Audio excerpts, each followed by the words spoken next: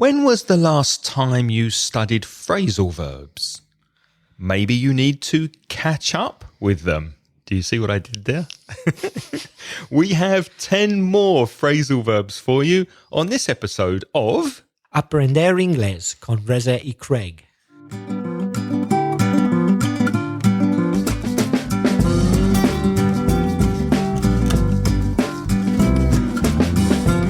Hello and welcome to Aprender Inglés with Reza and Craig. I'm Craig. And I'm Reza. With over 45 years of teaching between us, Reza and I will help you improve your English and take it to the next level.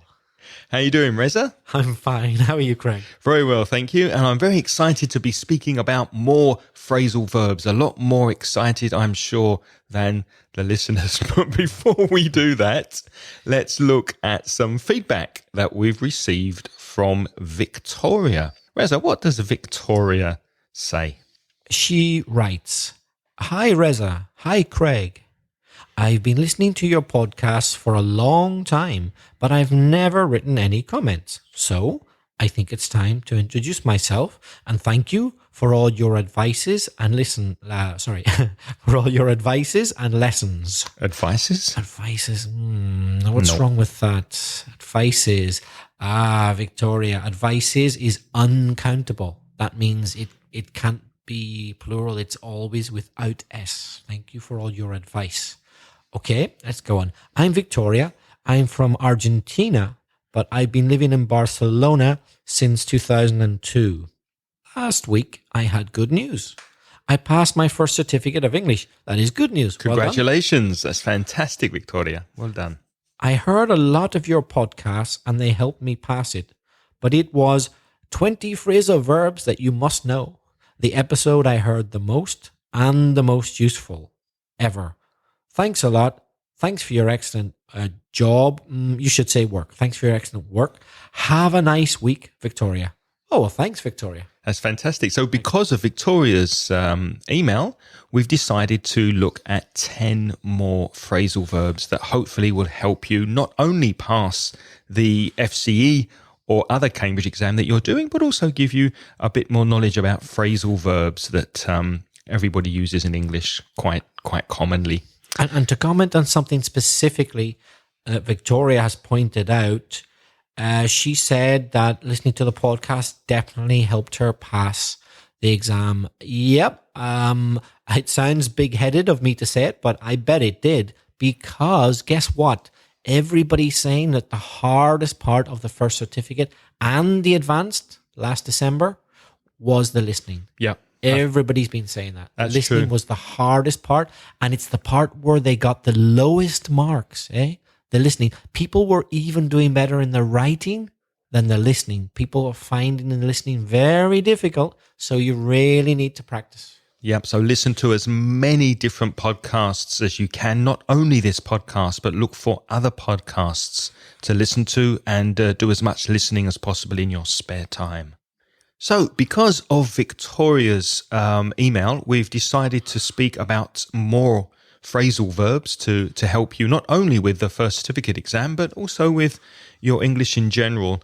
Learning phrasal verbs is always a good thing to do because they're so common in English. But before that, we'd like to say a quick thank you to people who have been giving us reviews and stars on iTunes. So a big thank you to Domenic from Spain, also M. Sending and Scooby-Doo and LNNCDD, Linzed, also from Spain, for your reviews. Thank you very, very much. And LNNCDD says that this podcast is his or her favorite. So thank you for your comment. And if you do like this podcast, please go over to iTunes and give us a few stars and even subscribe, because even if you don't actually listen on iTunes, it really, really helps us if you subscribe to our podcast on iTunes, because then we become more popular and more people listen and we have a larger community. So thank you to those people who have given us some stars on iTunes. Reza, Javier from Tolosa, our friend Javier, has written to us. What's Javier's doubt this week?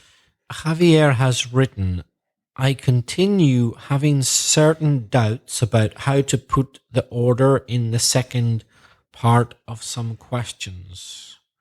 Javier, you should say how to order. You don't need to say put. How to order the second part of some questions. For instance, do you know where she lives? Or do you know where does she live?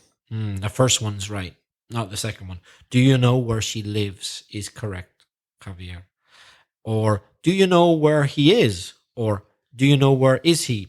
He's the first one. Do you know where he is? Do you know how many people does it take to do? Or do you know how many people it takes to do? Neither are correct, Javier. But I'm not quite sure what he means by that, Craig. What do you think? I think it's the second one that's nearly correct. Do you know how many people it takes to do it? So it's the object pronoun that's missing. And I think the problem that Javier seems to be having is with indirect questions. Because if you use the expression, do you know, then you need to change the order, you need to remove the does. And we speak about the rules of indirect questions back in episode 50 with Nicola.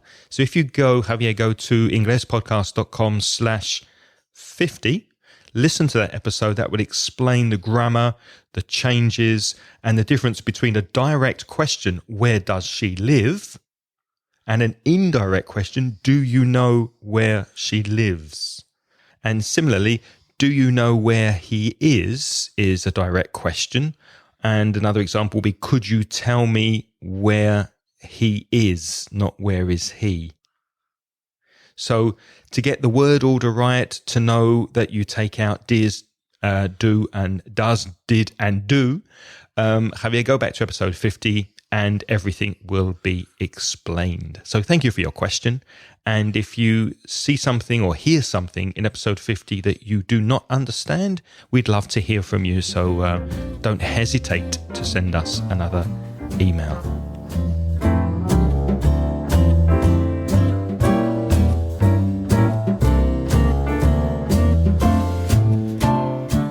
Now, Craig, we said we'd talk about phrasal verbs. But just to remind the listeners, we've already talked about phrasal verbs.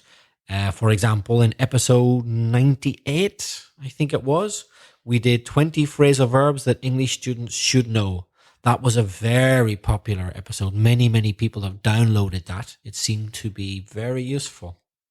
Yes, because phrasal verbs are quite difficult for learners of English. So to listen to those 20 that we have already spoken about, go back to inglespodcast.com/98.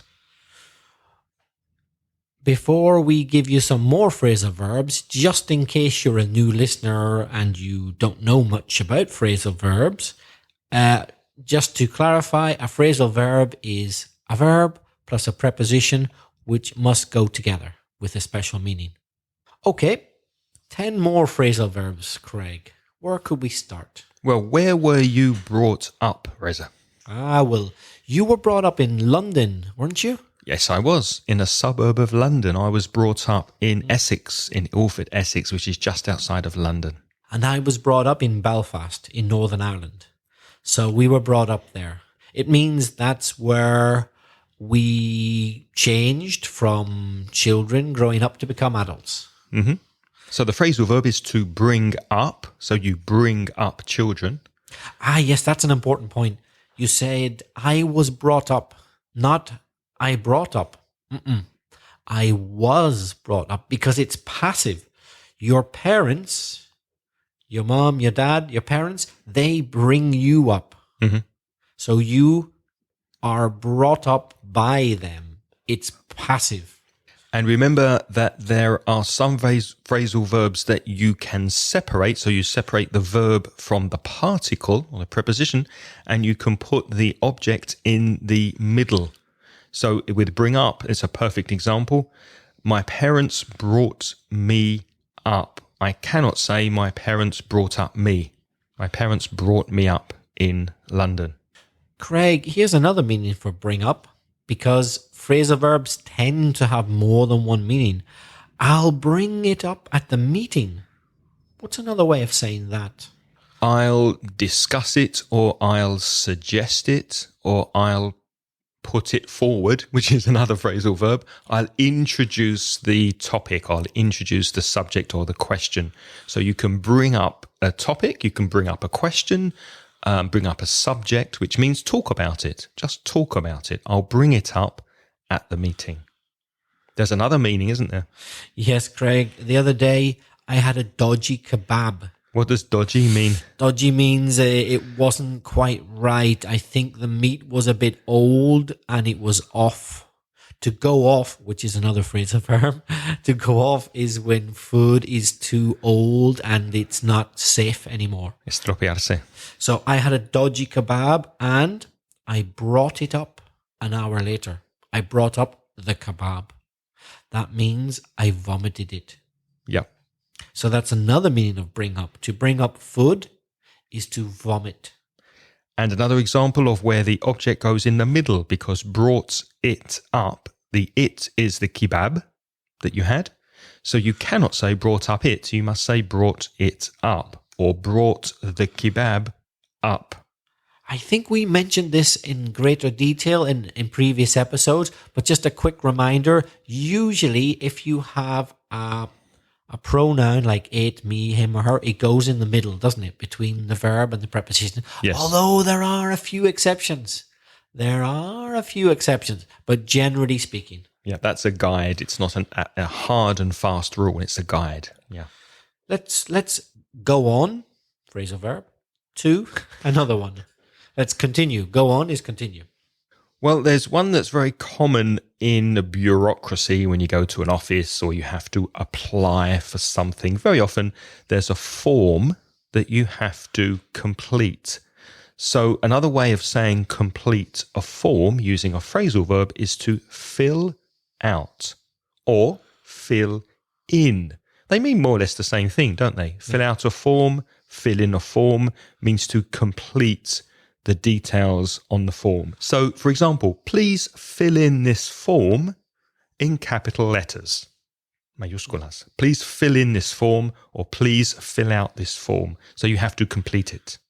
It's curious that fill out and fill in have the same meaning, because usually when you change the preposition with a verb, it has a different meaning, like put on, put off. They're opposites. But in this case, fill out and fill in this case are the same. It's curious. Yeah, it's strange. That's strange. Quite capricious. Yeah. The phrasal verb fill in does have another meaning that you cannot use fill out for. So, for example, if you're off sick next week, maybe our boss will ask me to fill in for you, Reza. So if I fill in for you, I teach your class. Fill in, you're substituting, yeah? Yeah, substituting, exactly. So to fill in for someone is to do their job or do their work, but you cannot say fill out. Craig, another very common phrasal verb is to hold up. Hold up. For example, I can't see it. Can you hold it up, please? Yes. Can you hold it up? That means, can you hold it higher? Hold it so that I can see it. So at the moment, I'm holding up the notes to this episode so that Reza can see them, to hold something higher. So that's the literal meaning of hold up. Craig, here's a sentence I often say. Sorry, I'm late. I was held up. For example, I was held up at work, or I was held up waiting for the bus, or I was held up by the traffic. I was held up. I was delayed. So if something holds you up, it delays you. So if I was held up, that means I suffered the delay. So this morning you were 10 minutes late. That's not too bad. But what held you up this morning? Finishing my cup of tea. That's a good reason. I accept that. That's okay. Yeah. Very, very justified. Unfortunately, it was too hot when I poured it, and I had to wait for it to cool down. Well, Craig, you wouldn't want me to burn my tongue. Can you imagine the podcast if I burnt my tongue and I was... So, I have to have my tongue in perfect condition, Craig, for the podcast. So I had to let the tea cool down. Phrasal verb. Well, you could have opened your window and held the cup out the window. So if you hold something out, not hold up, but hold out, then you lo coges fuera. So you hold your cup out the window so it gets cooler. That's a good idea. And then you wouldn't have been held up. That's true. That's true. And there's another meaning for hold up, which is to robar. So you can hold up a bank, for example. They held up the bank, the robbers held up the bank, and they got away with over €250,000. So there's another phrasal verb in that sentence, to get away with, which is escapar. To hold up is also a noun. So you can say last week there was a hold up at our local bank. I had a student once who was in a bank during a hold up in Valencia. Yeah. Wow. How frightening, no? He works in a bank and the bank was held up and he was working there at the time, and they came in with guns, they stole the money, and they got away with it. They didn't get catch away them. with something. There's another phrase. There's another phrasal verb. They escaped. Escapar, yeah, to get away. They got away with the money. They held up the bank and they got away with the money. Craig, do you think it's a true story or do you think he made it up? That's another phrasal verb. Make up, inventar. No, I believe him, actually. I believe him. It was a lesson where we were saying strange things that happened to us. And when he told that story, everybody was amazed that he was in a hold-up. So he didn't make it up. That's our next phrasal verb. Oh, it is. You're ahead of me. Yeah. That's why I said it. It's not potluck. I do believe in trying to link things as best as I can. I'm still sleeping. That's my mistake. So to make up is a common and important phrasal verb. That's why I brought it up. Because yeah, you see what I did there? To make up can mean to invent a story. So Craig says his student really does work in a bank. He didn't make it up. Yeah. But imagine somebody said to you, I saw Tom Cruise in Mercadona. In Mercadona? No. Tom Cruise doesn't go shopping in Mercadona. No. Corte Inglés, maybe. Mercadona, no. Yeah. Loewe, for sure, I believe. or Louis Vuitton. But Mercadona, I don't know.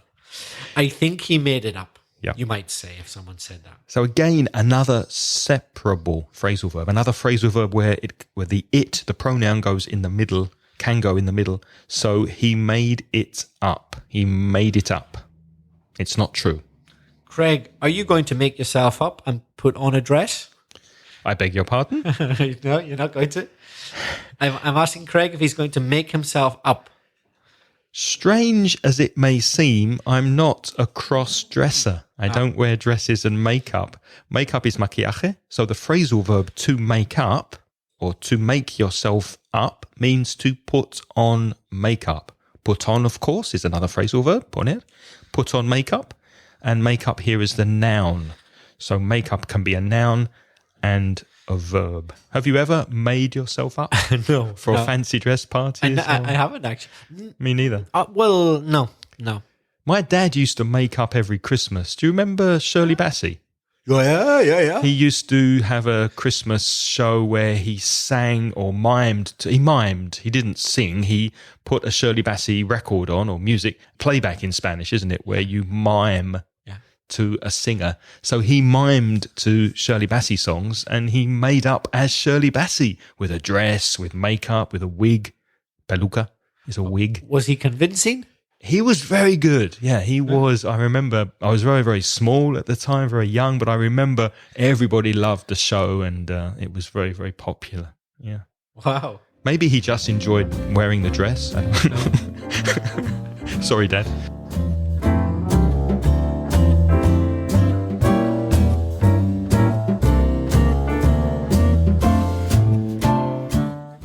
Craig, as you know, I don't have a very good memory for such things. And I often end up saying to Craig, I'm sorry, I forgot your birthday. How can I make it up to you? I often forget to buy him a card or to say happy birthday or something like that. And I want to make it up to him. I want to say sorry. I want to do something to show that I'm sorry that I've done something bad or that I haven't done something that I should, to make it up. It's like paying the school pass, isn't it? To make up for something, or you want to make it up. You can buy someone flowers if you have an argument with your wife or your girlfriend. You can make it up to her by buying flowers, by taking her to dinner, for example. Or Craig, what's the best way of all to make up if you've had an argument with your girlfriend? What's the best and most traditional way of making it up with your girlfriend? Buy her something nice. Apologize. Let's leave it at that. Yeah, some under 18s perhaps listen to this show. Yeah, there are other ways to make it up to her. Let's keep it clean. Yeah. Okay. Swiftly moving on. Cut down on is our next phrasal verb, number 5. To cut down on means reduce. So, for example, last year and the year before in 2015, 2016, I went to a lot of conferences. I spent money on traveling and paying for conferences, for teaching conferences, podcasting conferences. This year, however, in 2017, I've cut down on the money I spend on conferences. So I'm going to spend less this year. I'm going to cut down on the money I spend on conferences. Are you cutting down on anything this year? No. No.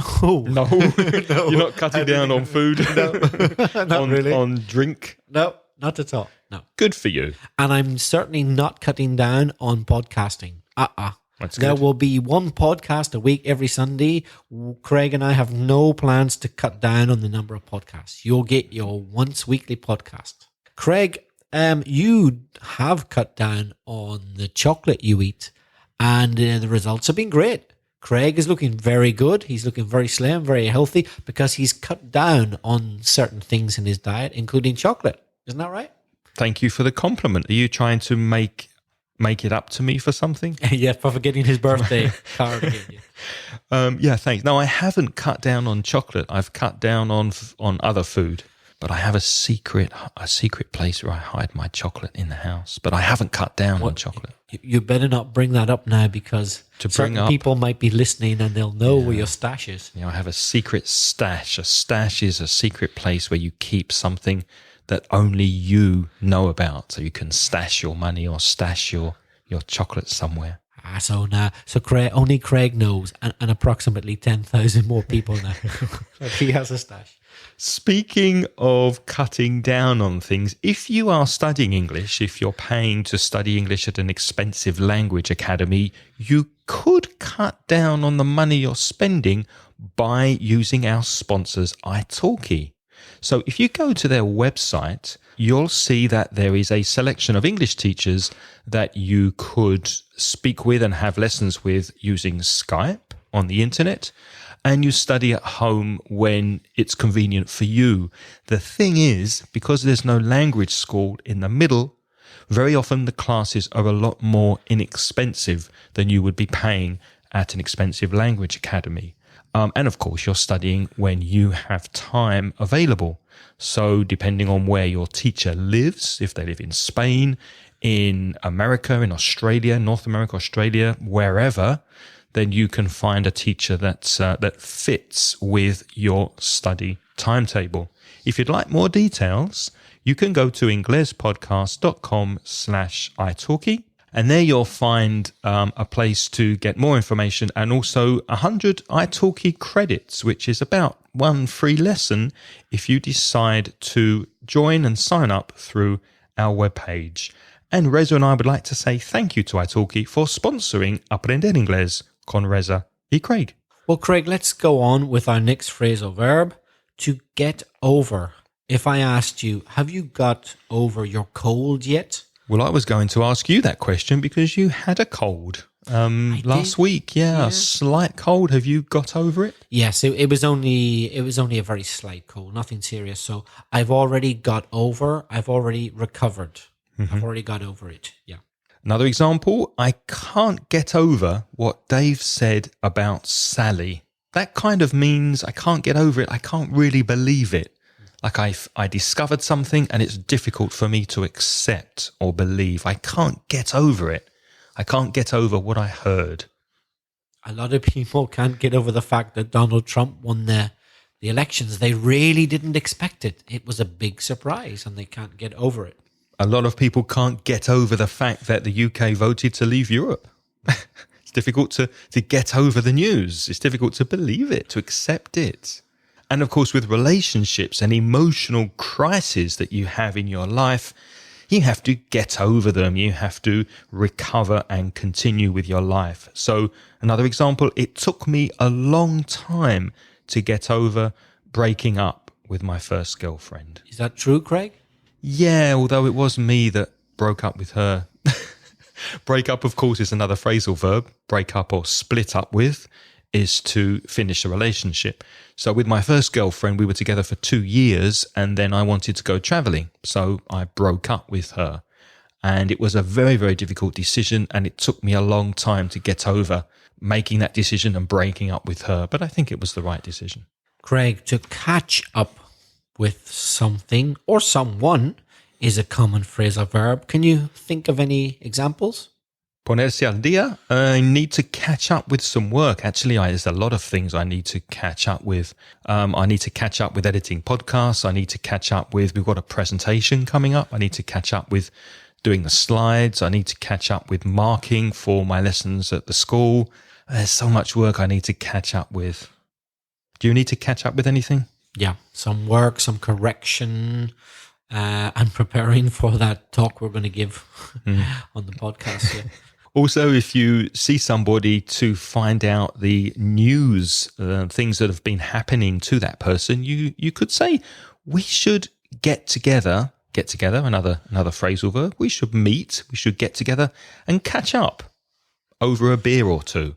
So to catch up means I tell you my news, you tell me your news, and we catch up with each other. That expression is common in Britain, but it's even more common in America. It's a very common expression, isn't it? Yeah, absolutely. What about this? He was far behind the other runners, but eventually caught up with them near the end. Mm-hmm. So that there is a physical example of catch up, to physically catch up. He was a long distance behind, but he caught up. He drew level with them, and the distance that he was behind disappeared when he caught up with them. And very often when I'm driving my car and my dad is driving his car and we're going somewhere together, we have 2 cars and he goes first and he's quite a fast driver. So he says, oh, follow me, I'll show you the way. So he drives away very fast and I don't drive very quickly. So I often have to catch up with him. Like he won't wait for me. So he just goes and I have to constantly catch up with him in the car so that I'm more or less at the same level as him on the road to catch up with.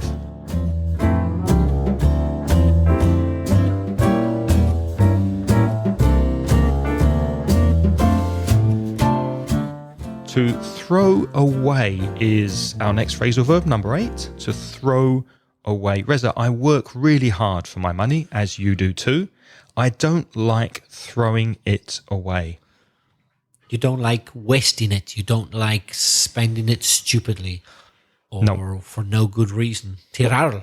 Tirarlo, yeah. Malgastar. What kind of things can people throw, not you, but personally, what kind of things can people throw money away on? Well, in my opinion, people, I feel sorry for them, but people who are hooked on gambling. What does hooked on mean? Hooked means enganchado, like gancho, hook. So hooked on, hook is gancho.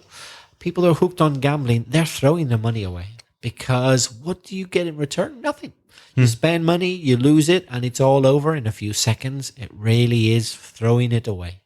You can throw money away on drink, on drugs, on sex, on shopping. Tontamente, if you buy things you don't need, you can throw money away. Do you throw money away on anything? Occasionally, I waste a bit of money on food. Sometimes I feel like treating myself and I'll buy some expensive food, but I do enjoy it. So I don't consider it completely throwing it away. But do you ever buy food and you buy too much and you don't eat it, then you have to throw the food away? Ah, okay. But that's another meaning of throw away, isn't it? Yeah. That's a more physical meaning, a literal meaning, because the food's bad. I have to put it in the rubbish. Yeah. I can't use it. It's not like you take 20 euros and throw the 20 euros in the waste paper basket. Right. You don't do that. No. Right. So that's really another use of throw away. I guess it's connected, but that's a more literal use, isn't it? Yep. Yes, occasionally I have to throw food away. For example, milk, if I bought too much milk and I don't use it. But I really hate having to throw food away. I don't like it. Me neither. It's not a good idea, I think, when there's so many starving people in the world to be wasting, to be throwing food away. Mm-hmm. A collocation with throwaway is an opportunity. You can throw away an opportunity if somebody offers you something, maybe a new job, and you refuse it. Maybe you throw away an opportunity or a golden opportunity. Don't throw away golden opportunities. You have to accept opportunities and take a chance sometimes. What's number 9, Reza? Number 9 is a very common expression used by native speakers, but I find that foreigners don't use it much. To set up. To set up. It has a couple of different uses. For example, we need to set up a meeting. To set up a meeting means to arrange. Yeah. So it's a very typical collocation for things like meeting. Set up a meeting, set up a committee, something like that. Because we had to set up this podcasting session. So we arranged for you to come here today so that we could record. So we set up the recording session. We arranged it. Also, you could set up a new device. It's also a common use. If you buy a new TV, if you buy a new mobile phone, for example, before you start using it, you have to set it up, which means configure it. Did you have to set up your TV when you bought it? Yes, it was quite easy, but I did. I had to tune in the different channels to set it up. Another meaning of set up is montar. For example, when you speak about a company or a business, you set up a business. For example, there's a new business, a new English teaching business here in Valencia, and it was set up last week. Somebody started a new business here last week. Or Mike is setting up a new company in his hometown. Mm-hmm. He's setting it up. He's starting. And our final phrasal verb this week, number 10, to do up. One meaning is your shoelace. Cordon. So you can do up your shoelace. It means to tie it, yeah? In this sense, it means, yeah, exactly. It's undone. Suelto. So do it up. Again, another phrasal verb that you can separate. Do your shoelace up. And you can use it for any clothes. Do your jacket up. That would mean the buttons? Do the buttons up, yeah. Do your fly up? Do your fly up? What's your fly? Your fly is your zip, la cremallera. Fly, F-L-Y, is a colloquial expression for zip, Z-I-P, la cremallera. Do your fly up? Do your zip up? Do your trousers up. It's embarrassing. Also, do your belt up.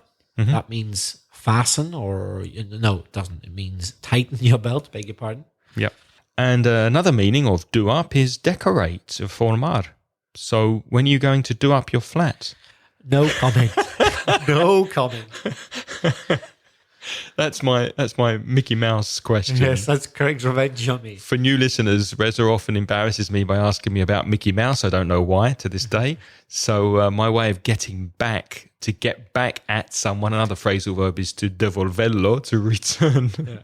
An embarrassing question is, when are you going to do up your flat? Yes, that's my Achilles heel, my weak point. The never-ending saga of Reza's flat that needs to be done up, needs to be decorated.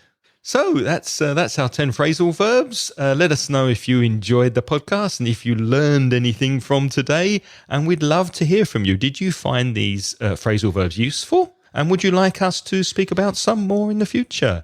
Let us know what you think. And also let us know if you have any ideas for a future episode. We'd love to hear your voice message, which you can leave at SpeakPipe. That's SpeakPipe.com/English. Ingles Podcast. Remember, all the notes from this episode can be found at inglespodcast.com/144. And you can send us an email with a comment or question to me, Craig, at inglespodcast.com. Or to me, Reza, that's belfastreza@gmail.com. And as usual, we'd like to thank our lovely sponsors, Reza, who are Lara, Carlos, Thara, Mamin, Juan, Sarah, Corey Finneran from IVNV Podcast, Manuel, Jorge, Raúl, Rafael, Daniel, Manuel, Mariel, Maite, Lorena, and Pedro.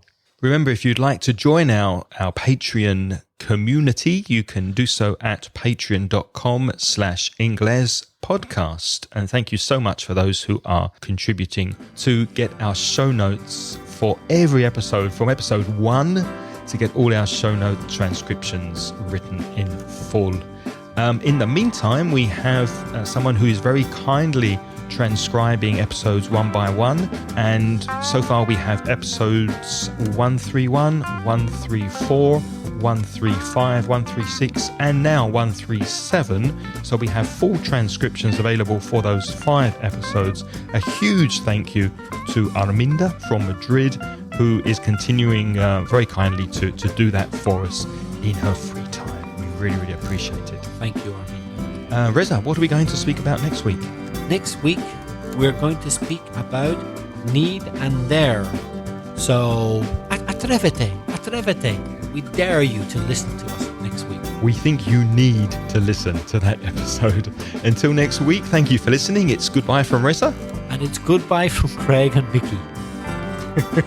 Go and do up your flat. The music in this podcast is by Pitts, and the track is called See You Later.